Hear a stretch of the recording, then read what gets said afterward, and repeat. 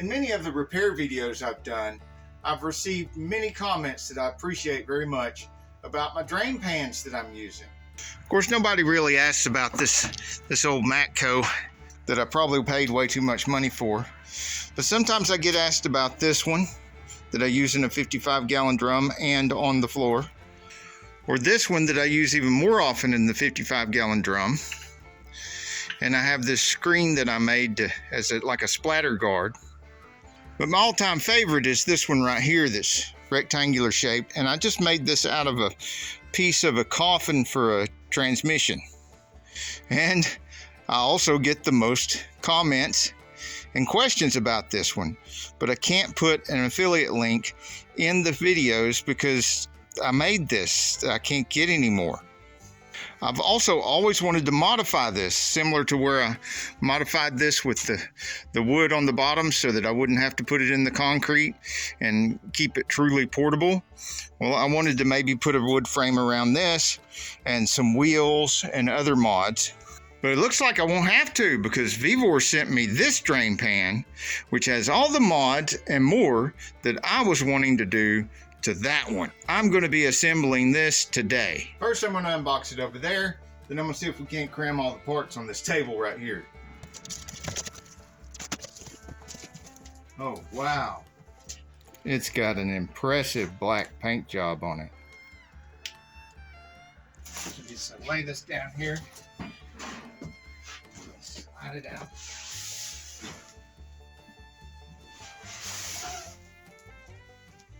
Good packaging here to protect the corners. It's a good thing too because this packaging has taken a hit and that protected the product being damaged. Oh, this looks like this. It looks like I've got all the parts I need actually down inside here, so I can just take the one piece over to the table and start assembly. See, leaves nothing in the box. I just get that box out of the way. That's a good sized box for laying under cars. So right away, like I said before, the box and the packaging took a hit. It's a good thing it was packaged well because that damaged the packaging.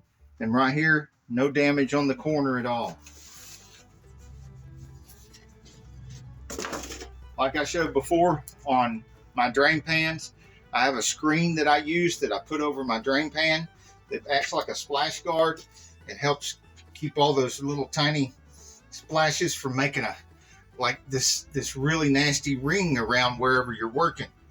And this comes with the splash guard already, so I won't have to make one for it. And here's the handle. We're gonna install over here some hardware. It's like a user's manual. I wonder if it's got any assembly instructions. I don't think we're gonna need any. It looks pretty straightforward.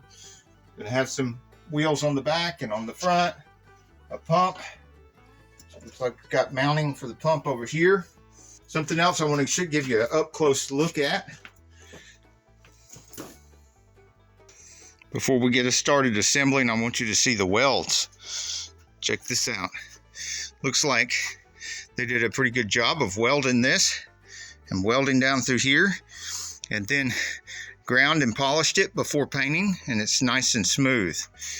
It's not the smoothest in the world that I've seen, but it's pretty darn good. And over here, the welds for where the hardware mounts, looks pretty good. Above average. Of course, I'm not a real good welder, so y'all let me know what you think in the comments. Let's take a look from the inside. You can see from the inside where they weren't able to grind. This is an ground weld. Doesn't look like it's going to leak to me. I think we're good. Then we've got these braces right here, which look good. That's going to help out a lot. Make it more sturdy. It'll also help with sloshing It doesn't go all the way to the bottom, but it goes close enough to where if you get quite a bit of fluid in here, I think this is a 17 gallon. No, I was wrong. It's a 20 gallon capacity. So, oh my gosh. Yeah, that could be a lot. Could do a lot of oil changes, transmission fluid changes, whatever you want in this. Especially with transmission fluid changes, there's a lot of fluid involved in transmission fluid changes. Do 4 or 5 of those a day. And also, like this V12 Jaguar over here, it takes 10 quarts of oil. Hey, shop cat, what you doing? Where you been? What's all that stuff hanging on you? Shop cat, hard at work, making sure the Mises don't get into the nice cars. All right, you carry on. Let's get this thing put together. Okay, in the pictures, this looks like some of that stuff that's really stiff, but it's not. This is very flexible. And I can bend it a lot without it kinking. It's still not kinking, and I'm like more than 180 degrees. So I'm pleasantly surprised with the hose. Okay, here's the box of hardware. And it looks like a lot, but I imagine it's gonna go pretty quickly.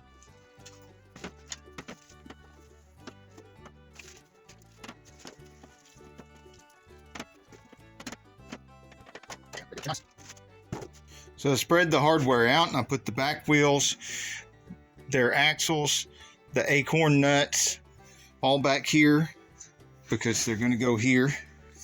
And then I laid the pump in the middle because it's the heaviest part. And when I pick this up and spin it around so I can work on the other end, the weight will be in the center, not off to one side or the other. There's a bracket for the pump. It's gonna go over here. There's nuts and other hardware. They even sent some Teflon tape for the fittings. And I put these other wheels here because they're going to go on the front, so I put them in either corner. Okay, so the rear stubby axles have kind of a strange design. I do like the nice bearings in the wheels. The stubby axle has a hole drilled in it, and there's a hole drilled where it goes, and it has a bolt that goes through the hole and the stubby axle with a lock nut on the other side. The acorn nut is 5/8 or 16 monkey meters. The screw and nut is a 10 millimeter and a Phillips head.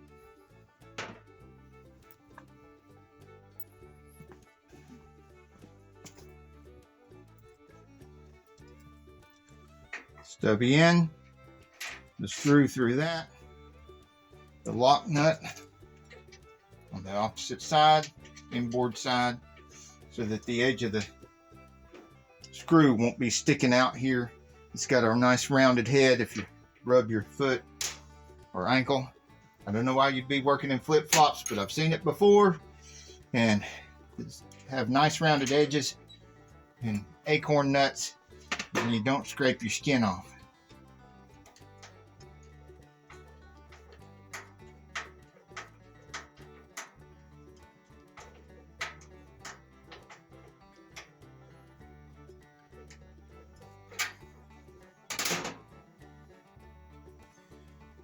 Now I'm going to turn these where the saw blades don't cut as we go forward. They just kind of pet as we go forward. Get that over there.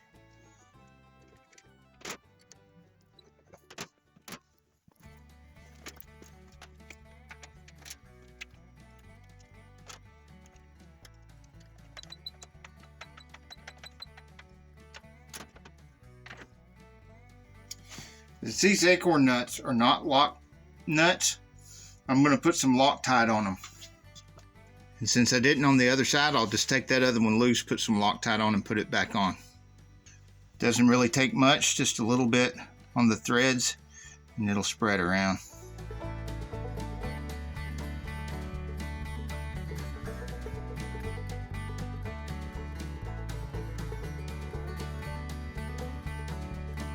I'm going to go ahead and put the Loctite on the rest of these while I've got it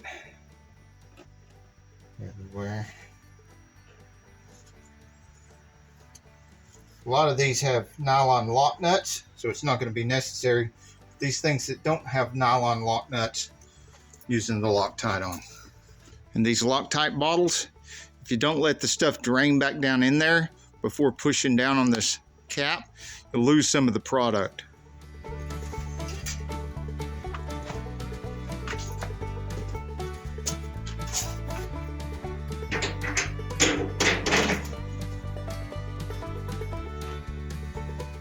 Now you knew I wasn't going to get through a single project without using cardboard or 2x4s or both. So put a piece of 2x4 or something underneath here, because I don't want this rolling around while I'm working on this end. Little piece of styrofoam packaging did the trick. Okay, I'm going to stack the flat washer first, then put the front wheel through the hole, lock washer, and then the nut.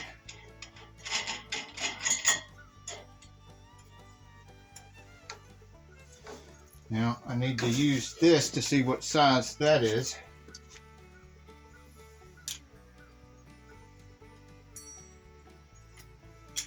Seems to be 16 monkey meters. And even my thin snap-ons are not quite thin enough for that. I have this ultra thin Craftsman, really old Craftsman. It's a 9/16, which is the same as 14 monkey meters. That's not going to work. The thickness is just right. This would have been great for my video about how all mechanics have a drawer full of weird special wrenches that they've cut up and ground up. Because of all these wrenches that I have, I still don't have exactly the one I need for that until I go into my special wrenches drawer of stuff that weird stuff I've kept and cut up and bent up and heated up and grinded on. And we have right here, I have no idea where I got this from, but it's some cheesy, cheap wrench that came with some kind of power tool. And I hung on to it just in case. Sure enough, it fits perfectly on here, and it's nice and thin. So if you don't have a weird junk drawer with weird wrenches that you've been modifying and collecting, it's time to start one.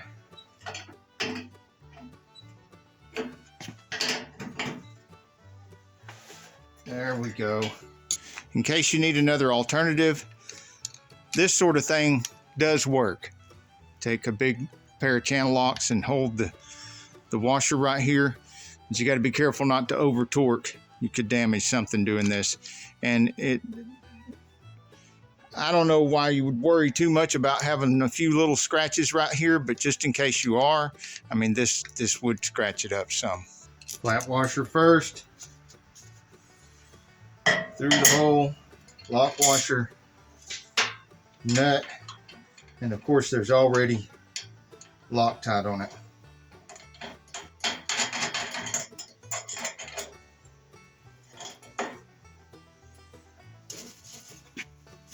Also, if you don't have anything to hold that, and you've got impact, you know, that would work. Just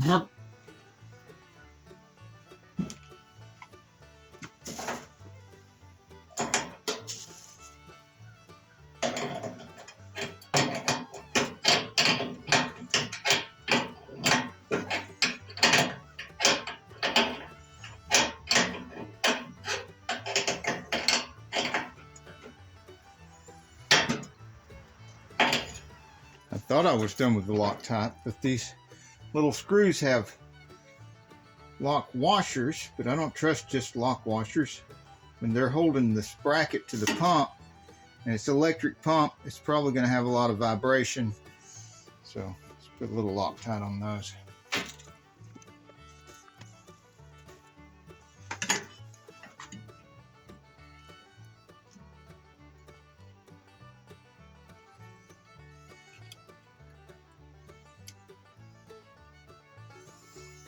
Like any other set of screws or bolts, we want to get all of them started by hand before tightening any of them.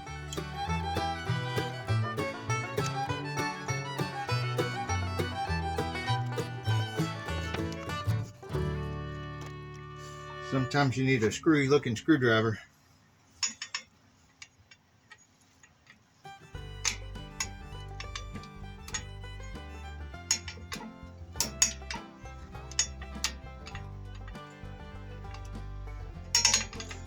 Go for the most difficult ones first.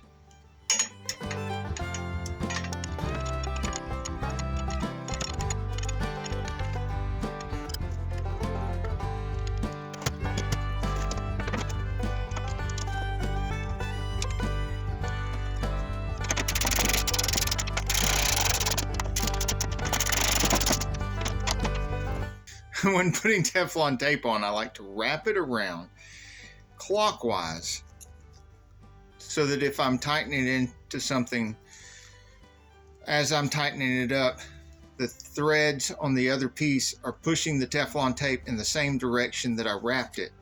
It's not trying to unravel my Teflon. All right, you've got two pieces for the inlet. Larger piece goes in first. Started. And the second piece into the first piece. And around.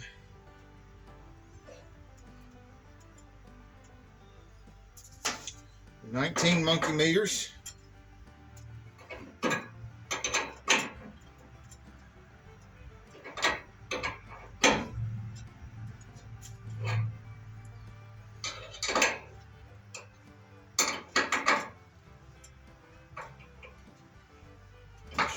Last bit of the turn, that lined up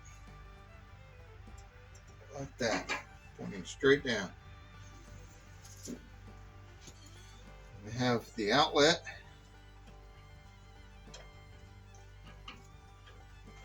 Of course, I've covered all of which with a generous amount of Teflon tape. Feels a little loose, so I'm going to redo the Teflon tape on that. Put an even more generous amount on it. That did not seem like enough. Just going to clean that off and start over again with that. Put a lot more Teflon tape on it. See how loose that seems without the Teflon tape?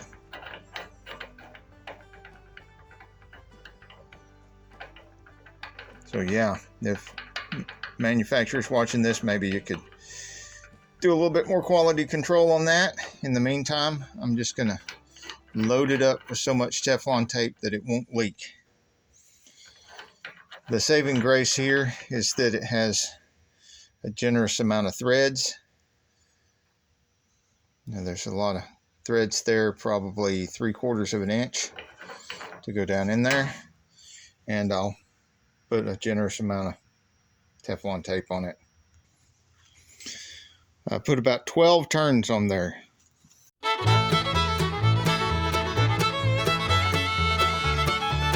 This is a 26 monkey meters.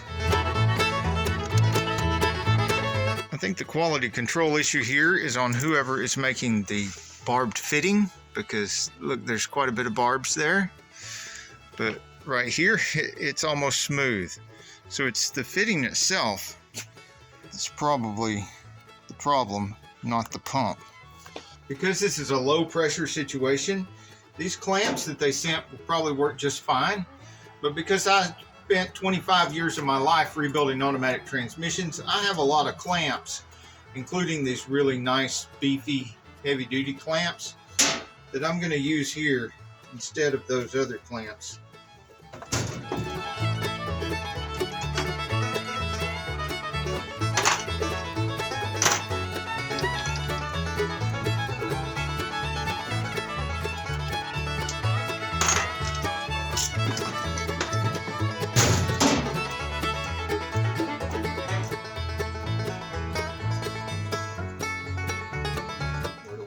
Corner. I want to point this into the corner since it's got a slight curve to the hose anyway. I'm going to put that toward the corner.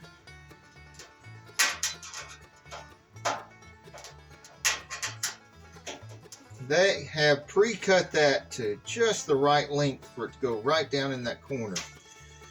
So that's really good.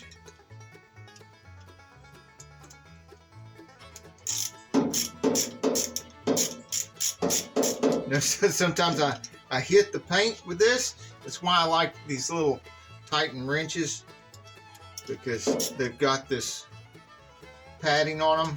And if I'm working on something nice and I hit the paint, I don't have to worry about it hurting the paint.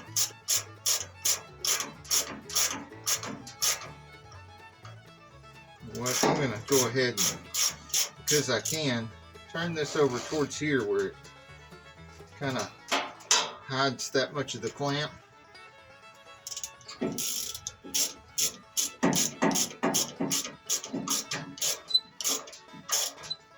For the handle, we got 13 and 14 monkey meters for a through bolt, and it has a nylon lock washer on it. And before I knew that, I had already put some Loctite on the threads anyway, which doesn't hurt.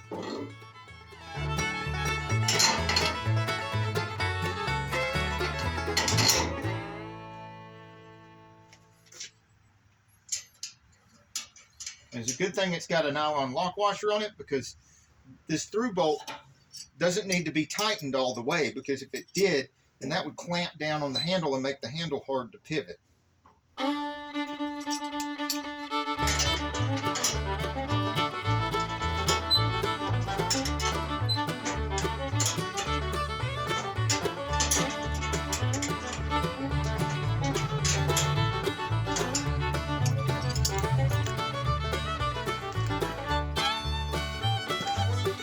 I'm going to place my splatter guard on here.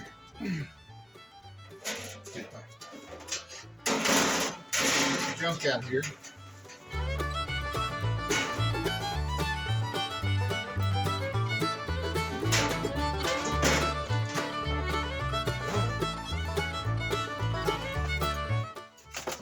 Not least, hose.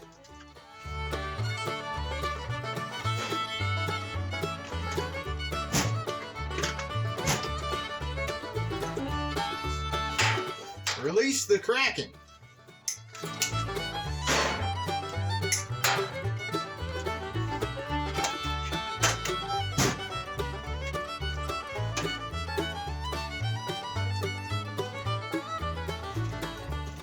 I have these handy hooks here on the handle. Hold on to the hose.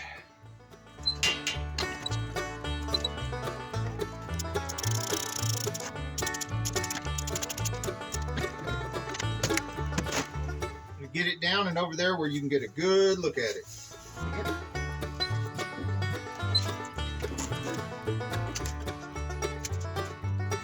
All right, now we're cooking with Crisco, my insane friends. Look at that baby right there. Woo! That is the ultimate drain pan. It even has locks on the front wheels that you can engage with your foot without even bending over. Grab the handle, push on that backwards with your toe, and it releases. So you can work that on or off with your foot. And that hose is long enough, I can roll up close to any of those barrels, run the hose over to it and down inside of it, and turn the pump on. I can use a 12-volt battery for the pump, or since I have outlets all over the place, I could just get an old laptop charger or anything else that puts out 12 volts and connect it. But what I'll probably do, and I'll make a video on later, is put a couple of these nickel metal hydrides together, because it only takes 2 of these to make like 14 volts. And then that would be nice and slim and compact power source for that could roll around with it, mount it on there somehow, and use one of my solar things to keep it charged up, like these kind of solar panels. And also in the very near future, I will be doing an oil change with this so that you can see it in action.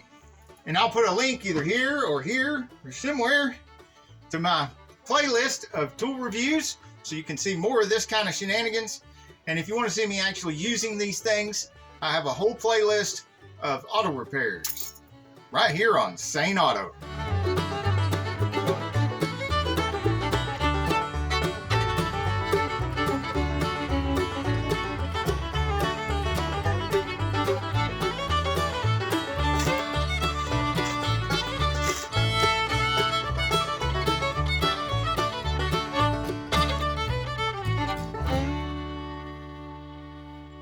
Hey, if you like this video, we got a whole lot more. We got tool reviews, we've got repair videos, we've got show car videos, hot rods, mod rods, you name it. If it's got wheels on it and an engine, it's probably on this channel.